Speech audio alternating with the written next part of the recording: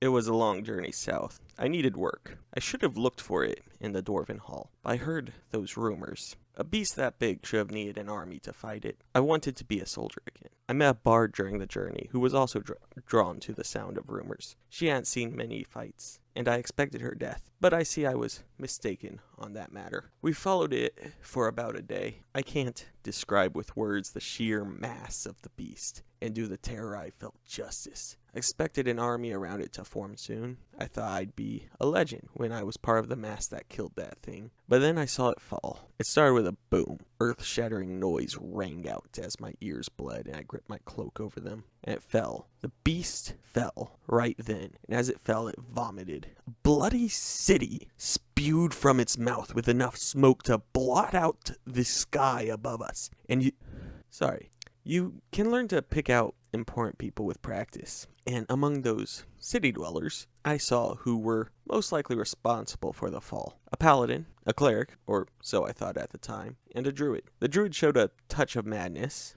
I looked to my bard companion and said if there was a song for you and a story for me, those three would have it. They were half dead as we dragged them to an inn. I covered the room's cost, 1 gold piece for the lot of us. Then my friend and I took watch. I said it was for safety, but the truth is I don't sleep well without a watch. The bard woke us in the early morning. Knights were in the city. I suppose the army I had hoped to join had gathered around the behemoth's corpse. The paladin recognized them, some order I care not for the specifics of. They were blessing the body to defend against undeath. Shame such an order didn't live in the north.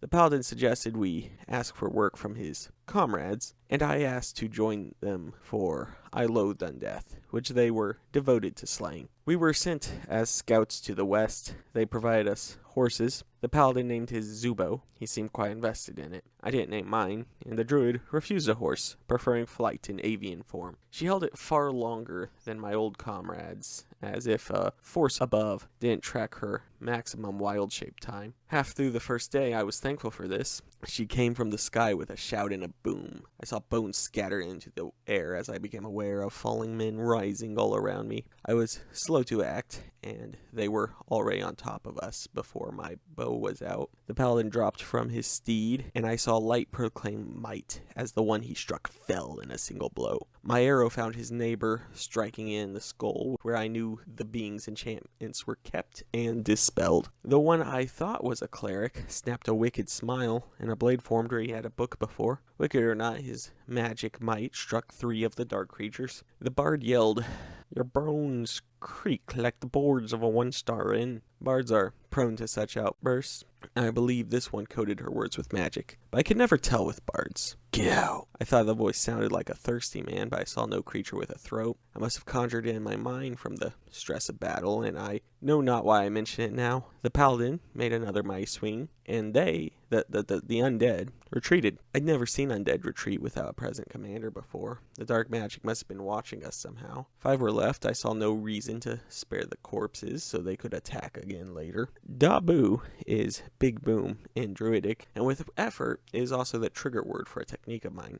4 of them popped in a wave of force as my arrow struck. The warlock sent a bolt of magic to end the last one. We saw it fit to rest and eat an hour before continuing, and I asked the warlock a few questions. Yes, I was a cleric once, but no longer. I was a trusting acolyte, and when I was presented with a ritual to draw me closer to my god in a dream, I followed it. Cain, a dark god in his eyes, deceived me. Well, you can't blame him after Pelor's last war. That was Cain's war.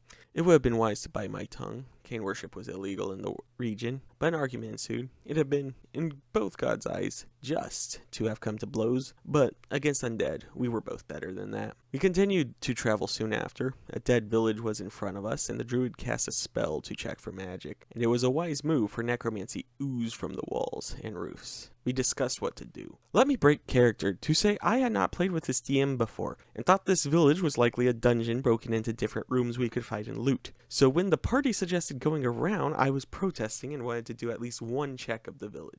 My grubby dwarf hand tossed a stone into the village. We waited for a response, and one certainly came. 4 dead horsemen on skeletal steeds and a large host of lesser undead. I quickly saw we could not meet them with blades and live. The druid and bard fled in an instant, and my bloody horse didn't hesitate to join them. I sent an arrow at the riders, and it boomed, striking them all with the magic energy. Unfortunately, none fell. I guess animal handling is only a skill needed for living steeds. The paladin skewered one of them off his horse, and the warlock dispatched another. The spellslinger gripped my wrist and barely pulled me onto his horse's back, and with one more arrow as we fled, another abomination fell. One slowed, then turned away as we ran. It seemed to look at us with more knowledge than undead should have. When we rested that night, I noticed the paladin had kept the skewered body instead of dropping the dead weight. The armor was a unique design no nation, I, or the others, knew matched it.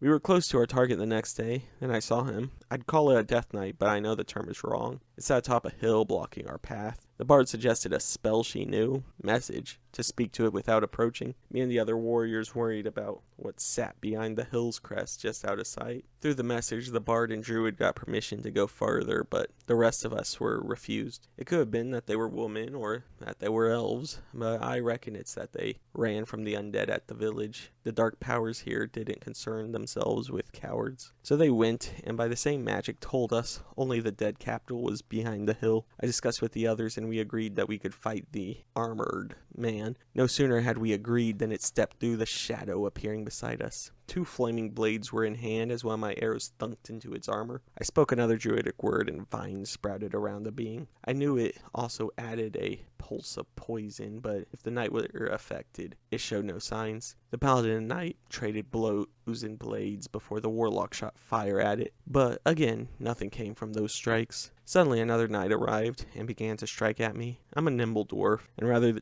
than go to blows with my own foe, I dodged his blade and fired at the other. The warlock had a clever idea. He used magic to compel the knight to drop his blades and went close to steal them. I wish I could tell you it worked, but with a bony, crunching punch, the warlock was struck unconscious. He disappeared into the shadows again, this time with our ally, and I and the paladin saw it as time to flee. We didn't make it.